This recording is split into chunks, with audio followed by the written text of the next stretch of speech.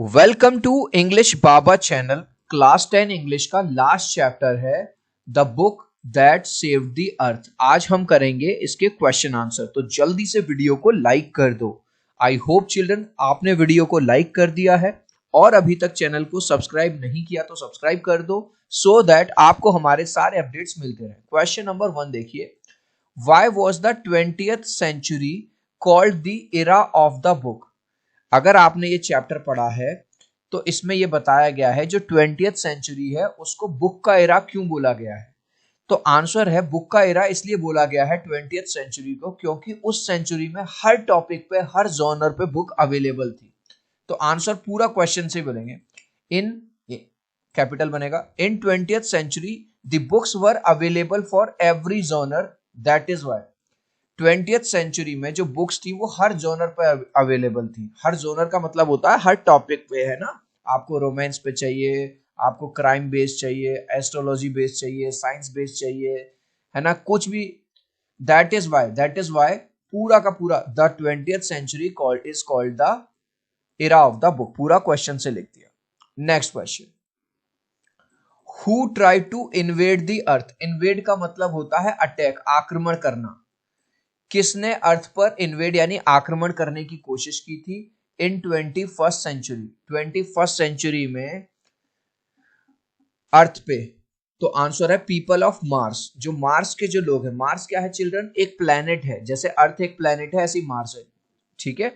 तो मार्स के लोगों को क्या कहा जाता है, Martians. Try to invade the earth, पूरा का पूरा क्वेश्चन से ही हम एज इट इज उतार देंगे। Next question, What guesses are made by think tank about the books found on Earth? Children, think tank कौन है? मार्स का राजा है।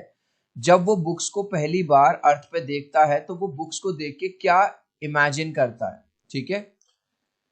उसको लगता है जो बुक्स हैं एक्चुअली कोई खाने की चीज है, जैसे कि सैंडविच होती है। तो पहले तो वो उनको कहता है सैंडविच, लेकिन बाद में कहता है नहीं नहीं नहीं, ये कोई सैंडविच नहीं है, ये कम्युनिकेशन डिवाइस है। कम्युनिकेशन डिवाइस क्या होता है चिल्ड्रन, जैसे आपका मोबाइल फोन है, इससे आप कम्युनिकेट कर सकते हो।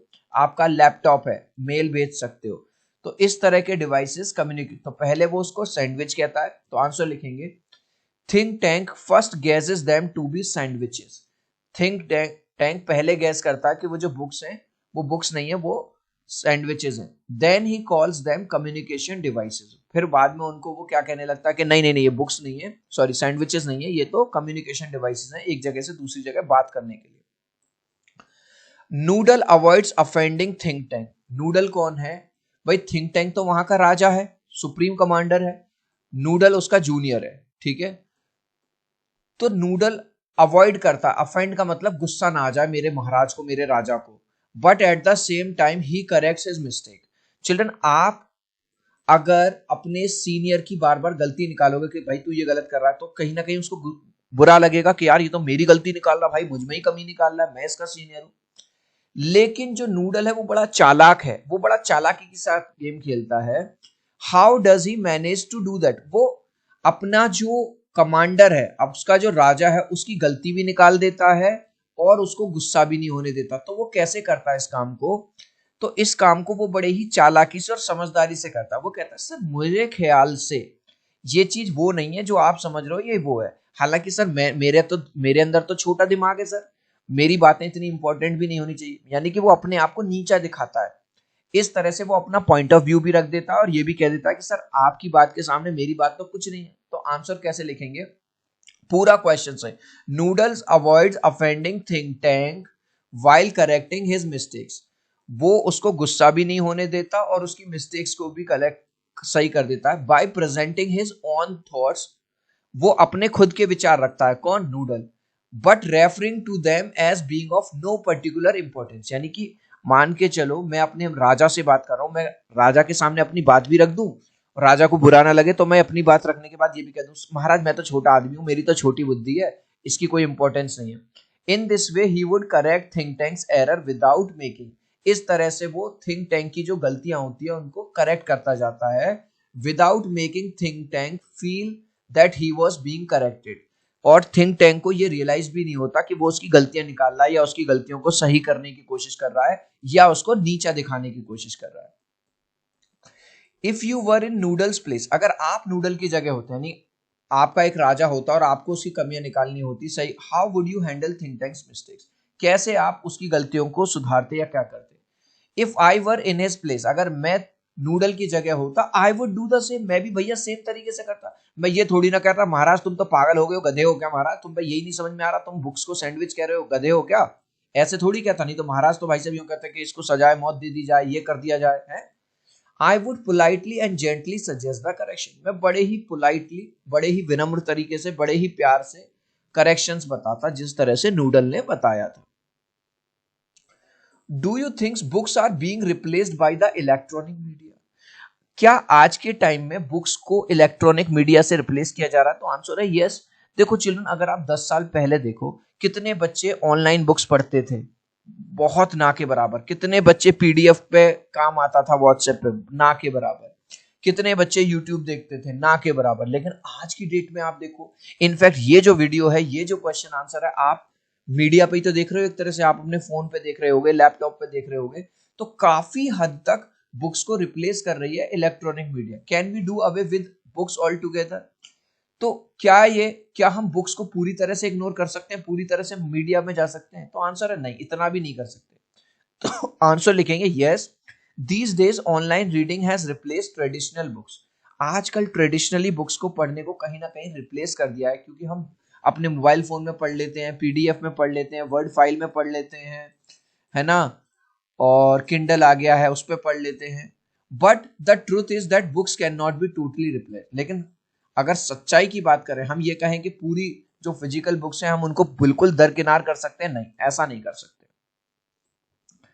Y are books refer to as man's best companion, books को इंसान का सबसे अच्छा दोस्त क्यों कहा गया है। A book is a man's best companion because it is always there, क्योंकि अगर आपने एक बार बुक खरीद ली, अपनी लाइब्रेरी में रख ली, पर्सनल लाइब्रेरी में, अपने अलमीरा में रख ली, वो हमेशा वहां रहेगी।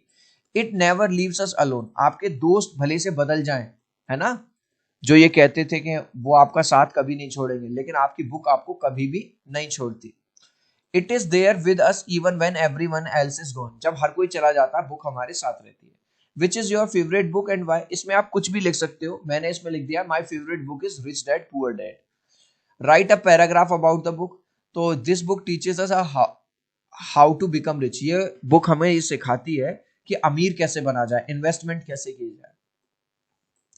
In what ways does think tank misinterpret innocent nursery rhymes as threat to the Martian? अब जब थिंक टैंक पृथ्वी पे आता है तो उसको एक नर्सरी राइम वाली बुक मिल जाती है, लेकिन वो उसका गलत मतलब निकाल लेता है। हालांकि वो तो एक लाफ्टर वाली वो थी, लेकिन उसको ये लगता है कि भाई साहब जो अर्थ पे रहने वाले लोग हैं ये तो बड़े पावरफुल हैं, इनके पास तो ऐसी ऐसी टेक्नोलॉजी है कि इनकी तो जो काउज हैं वो भी उड़ती हैं, ये तो भाई साहब अपने गार्डन में सिल्वर और शेल और ये सब उगा लेते हैं।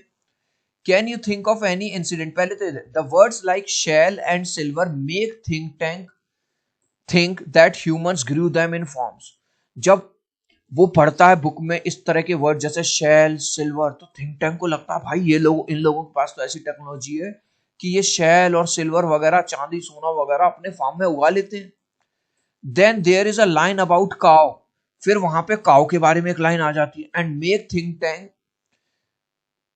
थिंक थिंक, यहाँ पर टैंक आएगा TANK, that humans were about to invade Mars MARS, और उसको देख के भाई साहब उसको ऐसा लगता है कि जो अर्थ के लोग हैं ये मार्स पे, यानी कि मेरे ही प्लेनेट पे ये अटैक करने वाले हैं, इनकी तो पूरी तैयारी और इनके पास ऐसी टेक्नोलॉजी है, ये तो हमें बंदी बना लेंगे, मार देंगे हमें।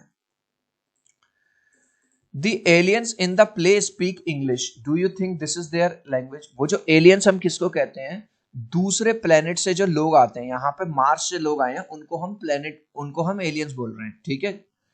तो ये क्या पूछ रहा है, क्या वो इंग्लिश जानते हैं? What could be the language?